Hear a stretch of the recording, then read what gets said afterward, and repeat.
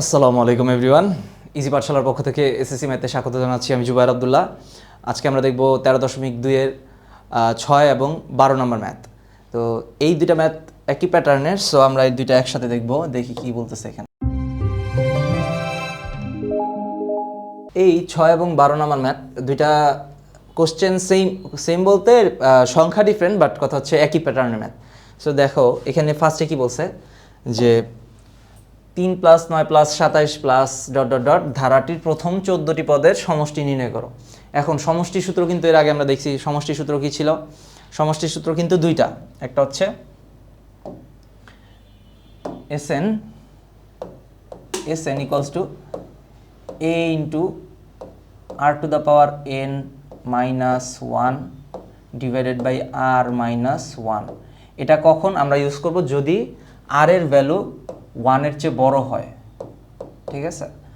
যখন r বড়, আচ্ছা তারপর আরেকটা লিখি SN = তাহলে ভালো বুঝবো আর কি, A × 1 - r⁴n divided by 1 - r। এটা কখন ইউজ করব? যদি r এর ভ্যালু 1 এর চেয়ে ছোট হয়। দেখো উপরে কে বড় ছিল? r বড় ছিল, এই জন্য কি করছি, r⁴n আগে বসাইছি, 1 পরে বিয়োগ হয়েছে, যে r থেকে 1 বিয়োগ হয়েছে। আর নিচে যখন 1 বড় হচ্ছিল, 1 এর থেকে আমি কি করছি, r⁴n কে বাদ দিছি, এই নিচে দেখো 1 - r হচ্ছে। তাহলে এই r এর ভ্যালু 1 এর চেয়ে ছোট না বড়, এটার উপরে ডিপেন্ড করে কিন্তু আমি কোন ফর্মুলা ইউজ করবো এটা বুঝে যাব। আচ্ছা এখন তাহলে দেখো ধারাটা কি বলতেছে, 3 + 9 + 27 প্লাস ডট ডট ডট প্রথম 14টি পদের সমষ্টি নির্ণয় করো। আচ্ছা তাহলে প্রথম পদ কি হবে আমার? A = 3। আর r এর ভ্যালু কি? r এর ভ্যালু আমরা জানি কিভাবে বের করতে হয়, যে কোনো একটা পদ ডিভাইডেড বাই তার আগের পদ, অথবা এখন আমি 9/3 দিই অথবা 27/9 দিই, একই কথা। তাহলে সেটা কত আসতেছে? দেখো 3/9 দিলে 3 × 3 = 9, যেহেতু 3 আসতেছে। এখন 3 কি 1 এর চেয়ে অবশ্যই বড়, তার মানে কি এই যে লিখলাম আমি 3 > 1। তাহলে এটা কি গুণোত্তর ধারা, এবং তাহলে আমাকে এখন সমষ্টি সূত্র অ্যাপ্লাই করতে হবে। যেহেতু r এর ভ্যালুটা কি 1 এর চেয়ে বড় আসতেছে, এই যে যেহেতু r এর ভ্যালু 1 এর চেয়ে বড়, তার মানে কি এই ফর্মুলাটা আমরা অ্যাপ্লাই করব। তাহলে এই ফর্মুলা অনুযায়ী আমরা কি লিখতে পারি? SN = A × r⁴n - 1 divided by r - 1। তাহলে দেখো তো কি করা যায়। এর ভ্যালু কত আমার? 3 দিলাম। r এর ভ্যালু কত? r এর ভ্যালু 3, তাহলে 3। এখন কয়টা পদের সমষ্টি বলছে? দেখো 14টা পদের সমষ্টি।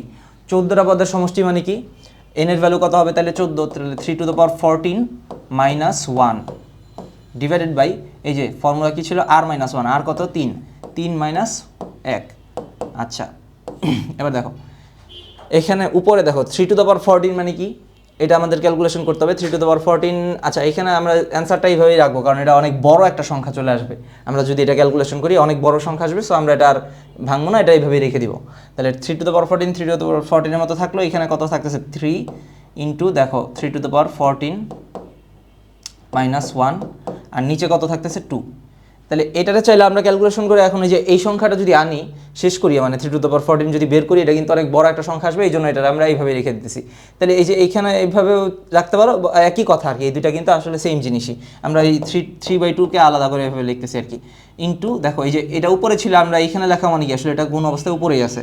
তাহলে 3⁴ -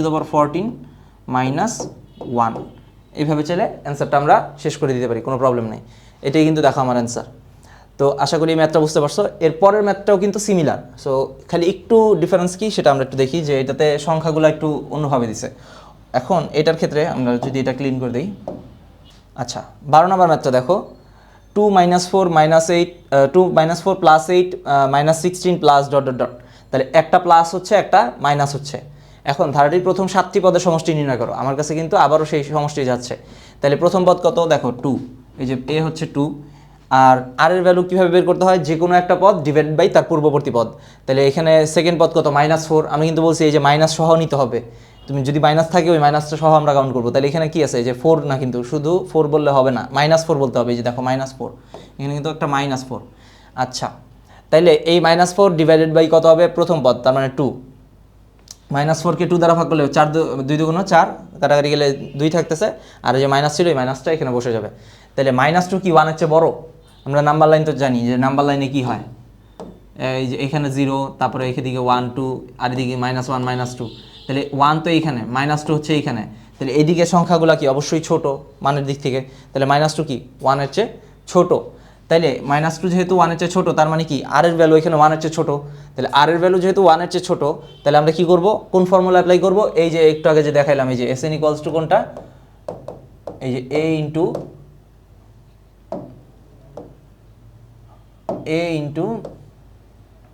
আর এর ভ্যালু ছোট, তার মানে 1 বড়, তাহলে 1 minus r to the power n divided by 1 minus r। তাহলে এই ফর্মুলা যদি আমরা অ্যাপ্লাই করি, এখন কয়টা পদের সমষ্টি বলছে, 7টা পদ। তাহলে 7টা পদের সমষ্টি মানে কি, n এর ভ্যালু কত 7, তাহলে আমার হচ্ছে a কত, a ছিল আমার 2 ইন্টু 1 মাইনাস আর এর ভ্যালু কত আমার -2, তাহলে -2 বসাবো পুরা। আচ্ছা এখানে তাহলে আমরা সেকেন্ড ব্র্যাকেট দিব, সেকেন্ড ব্র্যাকেট দিয়ে এখানে হচ্ছে -2 whole to the power n, n এর ভ্যালু হচ্ছে 7, তাহলে bracket close divided by 1 minus r এর ভ্যালু হচ্ছে -2। এই তো, তাহলে বসিয়ে দিলাম যা যা চাচ্ছিল। তাহলে এই অনুযায়ী যদি বসে, দেখো এখন বাকিটা ক্যালকুলেশন করো কত হয়, -2 হোল টু দ্য পাওয়ার 7।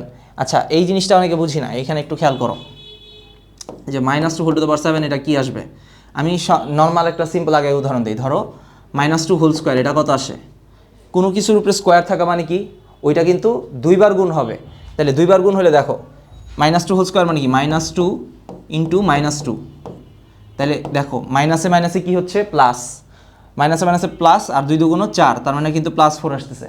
তাহলে কোনো কিছুর স্কোয়ার থাকলে কি মানে পাওয়ার আসতেছে প্লাস। আবার দেখো আমি যদি 4টা নিতাম, ধরো -2 হোল টু দ্য পাওয়ার 4 নিছি, তার মানে কি -2 4বার গুণ হবে, তার মানে -2 ইন্টু -2 ইন্টু -2 ইন্টু -2। তাহলে দেখো কত হয়, মাইনাসে মাইনাসে প্লাস, এই দুইটা মাইনাসে আবার প্লাস, তো প্লাসে প্লাসে টোটাল প্লাস, 2 2 4, 4 2 8, 2 16, তারা কিন্তু +16। দেখো আমি যখন, আচ্ছা আরেকটা উদাহরণ দিই তাহলে আরও ভালো বুঝবা। ধরো হচ্ছে আমি এরকম নিলাম -2 হোল কিউব, এবার দেখো কত হয়, তার মানে কিউব আছে, তার মানে কি 3বার গুণ হবে, -2 ইন্টু -2 ইন্টু -2। তাহলে দেখো তো মাইনাসে মাইনাসে প্লাস, আর এই মাইনাসে আর সরি এই প্লাস আর মাইনাসে কি আসতেছে মাইনাস, তাহলে -2 2 4 2 8। দেখো এই যে মাইনাসে মাইনাসে প্লাস, প্লাসে মাইনাসে মাইনাস, তাহলে আর 2 2 4 2 8 পাইতেছি, তাহলে অ্যান্সার কত -8। এখন দেখো এখানে যখন 3 ছিল তখন কিন্তু এখানে কি আসতেছে, মাইনাসটা রয়ে যেতেছে, কিন্তু যখন এখানে হচ্ছে এই মানে স্কোয়ার ছিল, স্কোয়ার বা পাওয়ার 4 মানে জোড় সংখ্যা ছিল, তখন কিন্তু মাইনাসটা থাকতেছে না। তার মানে বিজোড় সংখ্যা থাকলে, পাওয়ারে যদি বিজোড় সংখ্যা থাকে সেক্ষেত্রে কিন্তু এখানে মাইনাসটা চলে আসবে, কিন্তু জোড় সংখ্যা থাকলে কিন্তু মাইনাসটা আর আসবে না।